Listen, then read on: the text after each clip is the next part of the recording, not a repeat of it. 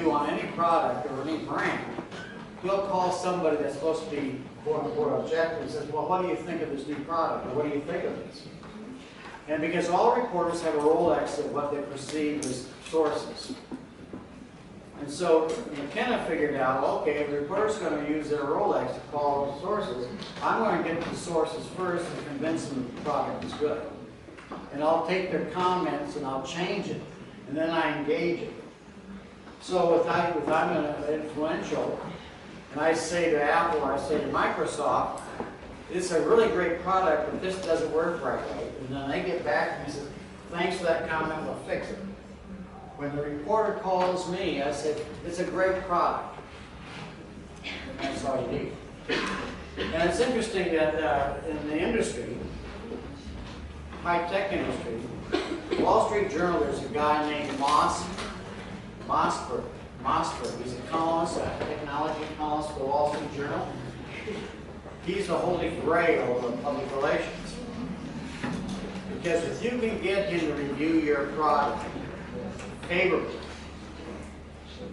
I guarantee, it's almost guaranteed you'll sell out that product within 24 hours. He's so influential that if he gives a favorable review to the product, it flies off the shelves immediately. And we have some influential wine people like that too. If they review a particular wine and say, this is a great wine, it's great wine, whatever, within 24 hours that winery is sold out of that wine. So would you rather spend your time with somebody like that, or would you rather just get an article in a newspaper? So, you know, you got to creatively spend your time where it matters most. And it isn't the quantity of the coverage you get, it's the quality. And that's another hard thing for management to realize. How come we're not in all these newspapers? How come we're not in all these newspapers? Well, forget that. It's not being in all the newspapers, it's being in the right newspaper. Or the right. Because these days, quantity doesn't count worth anything. Yeah. What do you think about transmedia storytelling? About what? Transmedia. What's transmedia? It's you build a story and you have multiple entry points from different media. Somebody enters in this story media and he has to make up for himself the story. But he can't make up the whole story. He's on Facebook, he has to enter on Twitter too because there's something else there. And this builds up the whole story. I'm not too much familiar of how that works, but it's done. I can't think of a corporation doing that. There was for the TV show True Blood, there was an activation campaign in which they from HBO. Yeah. From HBO, Romanian HBO. You know about Yeah. the campaign? Well, I've heard about that. Really, news stories, you have the stories and stuff like that. I don't know if Ford does that yet. It's actually engaging probably to make up a story from clues that they put on different channels, on different social media. And so they have to engage, the public has to go on all these channels and to make up this its own story. Well, it's kind of like the contest too, the video contest. You know, submit your 30-second video on this product, you go run the top 10 ones. Contests are very popular on the internet. In fact, they're too popular, they get to be a kind of old. And actually, the TV shows that Alice was saying, there are also other TV shows that actually are engaging public in this way, like building the finish together, you know, making the story. Yeah. Last question, because please. I want to know what you think about our campaigns, Romanian PR campaign. If you have a favorite Romanian PR campaign. Unfortunately, I've only been in the country 24 hours.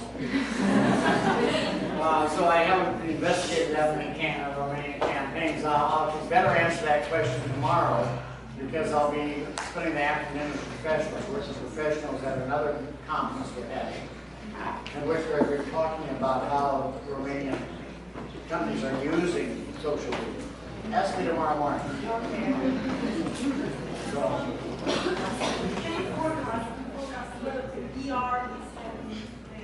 Well, it's headed for a bright future. Public relations is blossoming. It's a well-developed discipline. It's a well-developed discipline in the university. It has a well-developed body of literature now. So it's a very well-established discipline. It's not a new discipline that somehow is kind of an upstart, but it's a very integral, as it is at the University of Bucharest. It's been there for 20 years. So it's a mature academic discipline. And so the future of public relations is obviously very bright given the number of people in it, or the people studying it.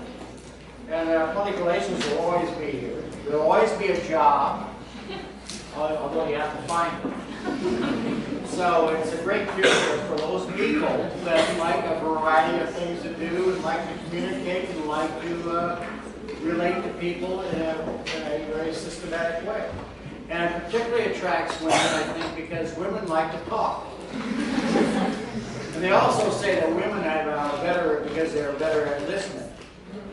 There's some argument about why are there more women in public relations, so we won't get into that argument today. But, you know, some people say that, you know, you have to have the same things, but, you know, we're talking about characteristics that I think both men and women have, which can be listening, can be basically negotiation skills, relationship skills, basically communication skills that are more emphatic. And so women are very successful in public relations because I think they're better listeners than men. You know, men are a little bit more competitive. They think in sporting terms. Women don't think so much in sporting terms as men do. I don't know why. But, you know, we're talking about feminine and masculine.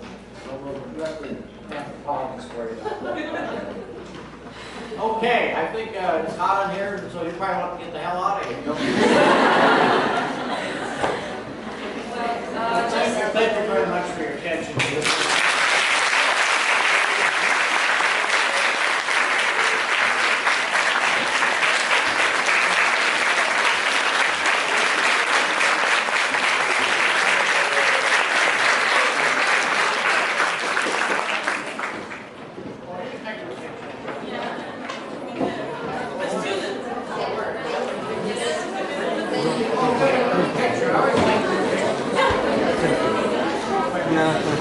Where do you want me here? Oh, well, here. Hold up here. You're the only man.